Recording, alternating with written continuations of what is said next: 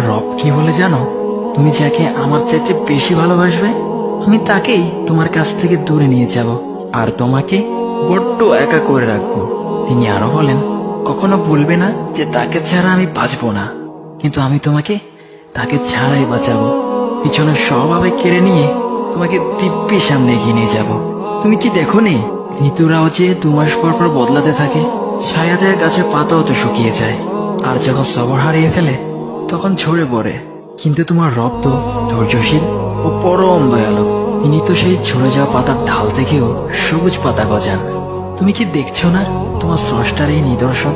যে মানুষটাকে তুমি নিজের জীবনের চাইতেও বেশি ভালোবাসতে, সেই মানুষটাও একদিন অচেনা হয়ে যায়, তোমার মন ভেঙে যায়, এমনকি বন্ধু শত্রুতে পরিণত হয়, আর খানিক সময় পর শত্রু বন্ধুতে পরিণত হয়।